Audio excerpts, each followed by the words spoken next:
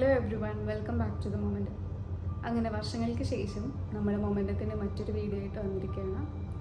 അപ്പോൾ എന്തായാലും ഒരു അവയർനെസ് വീഡിയോ ആയിക്കോട്ടെ. ഇന്ന് September 10 world suicide prevention day.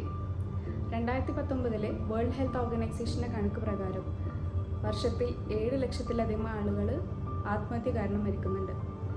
യുവാക്കളുടെ മരണകാരണത്തിൽ 2ാം സ്ഥാനം ആത്മഹത്യക്കാണുള്ളത്. പിന്നെ 2020 കൊറോണ കാലമൊക്കെ ആയപ്പോൾ കണക്കുകൾ അതിലും കൂടി. അപ്പോൾ എന്തുകൊണ്ടായിരിക്കും ഒരാൾ തൻ്റെ ജീവിതം അവസാനിപ്പിക്കണം എന്ന് തീരുമാനിക്കുന്നത്? ഓരോരുത്തരുടെ കാരണങ്ങൾ പലതാണെങ്കിലും ആത്മഹത്യയുടെ കണക്കുകൾ പ്രകാരം നമുക്ക് ഇവയെ 4 ആയിട്ട് തിരിക്കാം. ഇതിൽ ഒന്നാമതായിട്ട് വരുന്നത് 90% ആളുകൾ ആത്മഹത്യ ചെയ്യുന്നത് തിരിച്ചറിയപ്പെടാതെ പോകുന്ന മാനസിക രോഗങ്ങളോ അല്ലെങ്കിൽ മാനസികമായിട്ടുള്ള മറ്റു ബുദ്ധിമുട്ടുകളോ ആണ്. ഇപ്പം നമ്മുടെ ഉദാഹരണത്തിന് പറയുകയാണെങ്കിൽ ഡിപ്രഷൻ, ആങ്സൈറ്റി, സ്ട്രെസ്സ്, ട്രോമ തുടങ്ങിയിട്ടുള്ള മാനസിക രോഗങ്ങളോ ബുദ്ധിമുട്ടുകളോ കാരണമാണ് 90% ആളുകളും ആത്മഹത്യ ചെയ്യുന്നത്. ഇപ്പോഴും മാനസിക രോഗത്തിനെ കുറിച്ചിട്ടും മാനസിക ബുദ്ധിമുട്ടുകളെ കുറിച്ചിട്ടും ഒരു സോഷ്യൽ സ്റ്റിഗ്മ ഇപ്പോഴും സൊസൈറ്റിയിൽ നിലനിൽക്കുന്നിടത്തോളം കാലം ഇപ്പം പറഞ്ഞ കണക്കുകളിലൊന്നും വലിയ വ്യത്യാസം വരാൻ സാധ്യത കുറവാണ്. രണ്ടാമതായിട്ടുള്ള കാരണം എന്താണെന്ന് വെച്ചാൽ സബ്സ്റ്റൻസ് യൂസ് ഡിസോർഡർ, അതായത് മദ്യം, മയക്കുമരുന്ന്, മറ്റു ഡ്രഗ്സുകളുടെ ഒക്കെ സാന്നിധ്യത്തിൽ അല്ലെങ്കിൽ അത് ഉപയോഗിച്ച കാരണം അവർക്കുണ്ടാകുന്ന ചിന്തകൾ മൂലമാണ് പിന്നീട് ഒരു പറ്റം ആളുകൾ ആത്മഹത്യ ചെയ്യുന്നത്. ഒന്നാമതായിട്ടുള്ള കാരണം എന്താണെന്ന് വെച്ചാൽ എക്സ്പീരിയൻസ്ഡ് റീസെൻറ്റ് ലോസ്, അതായത് നമുക്ക് പ്രിയപ്പെട്ട ആരുടെയെങ്കിലും മരണം, അല്ലെങ്കിൽ നമ്മളിപ്പം പ്രണയനൈരാശ്യം എന്നൊക്കെ പറയില്ലേ, നമുക്ക് പ്രിയപ്പെട്ടതായിട്ട് നമ്മുടെ കൂടെ ഉണ്ടായിരുന്ന ഒരാളുടെ നഷ്ടം, അതാണ് പിന്നീട് ഒരാൾ ആത്മഹത്യയിലേക്ക് നയിക്കുന്നത്. 4ാമതായിട്ടുള്ള കാരണം എന്താണെന്ന് വെച്ചാൽ ഹെൽത്ത് ഇഷ്യൂസ് അല്ലെങ്കിൽ ഫിനാൻഷ്യൽ ഇഷ്യൂസ്. ചിലപ്പോൾ ഒരുപാട് കാലമായിട്ടുള്ള ഹെൽത്ത് ഇഷ്യൂസ് ആയിരിക്കാം, അല്ലെങ്കിൽ റീസെൻ്റ് ആയിട്ട് പെട്ടെന്ന് നമ്മൾ ഡയഗ്നോസ് ചെയ്തിട്ടുള്ള എന്തെങ്കിലും ഹെൽത്ത് ഇഷ്യൂസ് ആയിരിക്കാം. അവരുടെ പേഴ്സണൽ ലൈഫിനെയൊക്കെ ബാധിക്കുന്നുണ്ടെന്നുണ്ടെങ്കിൽ ചില സമയത്ത് ആളുകൾ ആത്മഹത്യനെ കുറിച്ച് ചിന്തിച്ചു പോകുന്നുണ്ടാവും. അല്ലെങ്കിൽ ഫിനാൻഷ്യൽ ഇഷ്യൂസ്, കാലങ്ങളായിട്ടുള്ള സാമ്പത്തിക ബാധ്യതകളാവാം, അല്ലെങ്കിൽ പെട്ടെന്ന് സംഭവിക്കുന്ന ഇപ്പം നമ്മൾ എന്തെങ്കിലും ബിസിനസ് ലോസോ അല്ലെങ്കിൽ എന്തെങ്കിലും കാര്യങ്ങൾ കൊണ്ടോ സംഭവിക്കുന്ന പെട്ടെന്നുള്ള സാമ്പത്തികമായിട്ടുള്ള ബാധ്യതകൾ ചില സമയത്ത് താങ്ങാനാവാതെ ആത്മഹത്യ ചെയ്യുന്നവരുടെ എണ്ണവും ചുരുക്കമല്ല. ഇന്ന് നമ്മുടെ കൂടെ ഹാപ്പി ആയിട്ടുണ്ടായിരുന്ന ഒരാൾ നാളെ സൂയിസൈഡ് ചെയ്തു എന്ന് അറിഞ്ഞിട്ടുണ്ടെങ്കിൽ നമുക്ക് ഭയങ്കര ഷോക്കായിരിക്കും. അതുകൊണ്ടാണ് സൂയിസൈഡിനെ the unpredictable cause of death എന്ന് പറയുന്നത്. ഇനി നമുക്ക് ആളുകളെ സൂയിസൈഡിലേക്ക് നയിക്കുന്ന കാരണങ്ങളെക്കുറിച്ച് അറിയാം.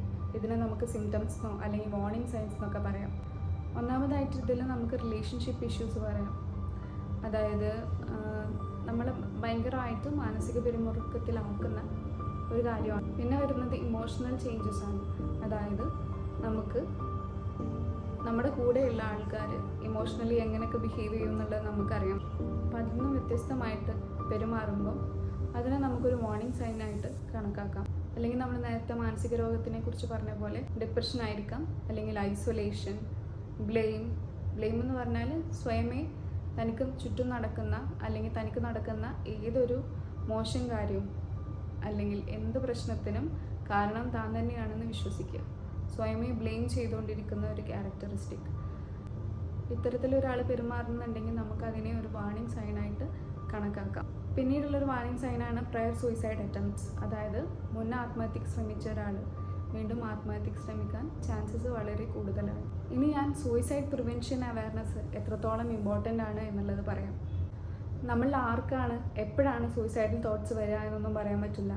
അതുകൊണ്ടാണ് sometimes what you feel change over what you know എന്ന് പറയുന്നത്. നമ്മൾ സൊസൈറ്റിയിൽ എന്ത് തരത്തിലുള്ള ഒരു പൊസിഷനിലാണോ നിൽക്കുന്നത്, അല്ലെങ്കിൽ നമ്മൾ എത്രത്തോളം എഡ്യൂക്കേറ്റഡ് ആണോ, അല്ലെങ്കിൽ എത്രത്തോളം നമുക്ക് സോഷ്യലി ബാക്കി നോളജൊക്കെ ഉണ്ട് എന്നുള്ളതിന് ചില സമയത്ത് ചില ഫീലിങ്സ് നമ്മളതിനെ ഹിറ്റ് ചെയ്യും. അതായത് നമുക്ക് എത്രത്തോളം അതിനെക്കുറിച്ചുള്ള നോളജ് ഉണ്ടെങ്കിൽ കൂടിയും നമുക്ക് എത്ര അറിവുണ്ട് എന്നതിനേക്കാൾ അപ്പുറം ചിലപ്പോൾ നമ്മുടെ ഫീലിങ്സ് പ്രവർത്തിച്ചു എന്നിരിക്കും. അപ്പോൾ അങ്ങനെയുള്ള ചിന്തകൾ വരാതിരിക്കാനും വന്നാൽ അവയെ തരണം ചെയ്യാൻ വേണ്ടിയിട്ടും നമുക്ക് സൂയിസൈഡിനെ കുറിച്ചിട്ടുള്ള അവയർനെസ് അത്യാവശ്യമാണ്. ഇതിൽ ആദ്യമായിട്ട് പറയാനുള്ളത് എന്താണെന്ന് വെച്ചാൽ നമ്മൾ കുറച്ച് വാർണിംഗ് സൈൻസ് പറഞ്ഞു അല്ലേ, സിംറ്റംസ്. ഇത് സ്വയമേ നമുക്ക് ഉണ്ടോ, അല്ലെങ്കിൽ നമ്മൾ അണ്ടർസ്റ്റാൻഡ് യുവർ ഓൺ ഫീലിംഗ് എന്ന് പറയില്ലേ, നമുക്ക് എന്താണ് ഇപ്പോൾ ഫീൽ ചെയ്യണത്, ഇത് നോർമലാണോ, അതോ മാനസികമായിട്ട് എന്തെങ്കിലും ബുദ്ധിമുട്ടുള്ളതുകൊണ്ടാണോ ഞാനിങ്ങനെ ചിന്തിക്കണേ എന്നൊക്കെ ഒരു സെൽഫ് റിയലൈസേഷൻ നമുക്കുള്ളത് നന്നായിരിക്കും. അപ്പോൾ അങ്ങനത്തെ ചിന്തകൾ നമുക്ക് വരികയാണെങ്കിൽ നമ്മൾ പിന്നെ ചെയ്യാനുള്ളത് റിഡ്യൂസ് ദ സോഷ്യൽ സ്റ്റിഗ്മ, അതായത് ആരുടെ അടുത്തെങ്കിലും സംസാരിക്കുക. നമ്മൾ മെൻ്റലി നമുക്കൊരു പ്രോബ്ലം ഉണ്ട്, മാനസികമായിട്ട് ഞാൻ ബുദ്ധിമുട്ടിലാണ്, ഞാൻ ആത്മഹത്യനെ കുറിച്ച് ചിന്തിക്കുന്നു എന്ന് തോന്നുമ്പോൾ നമ്മളത് മനസ്സിൽ തന്നെ സൂക്ഷിച്ച് കൂട്ടിക്കൊണ്ട് വരാണ്ട് ആരുടെ അടുത്തായാലും വേണ്ടില്ല അതൊന്ന് തുറന്ന് സംസാരിക്കാൻ വേണ്ടിയിട്ട് ശ്രമിക്കുക. ഞാൻ മാനസികമായിട്ട് ബുദ്ധിമുട്ട് നേരിടുന്നത് കൊണ്ടാണ് ഞാൻ ഇങ്ങനെയൊക്കെ ചിന്തിക്കുന്നതും പ്രവർത്തിക്കുന്നതും എന്ന് മനസ്സിലാക്കിയിട്ട് എഡ്യൂക്കേറ്റ് യുവർ സെൽഫ്.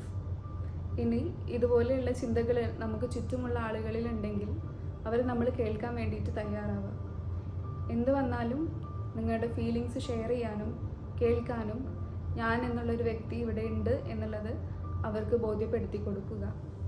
അപ്പം ഇത്രയും കാര്യങ്ങളാണ് എനിക്കിന്ന് പറയാനുള്ളത്.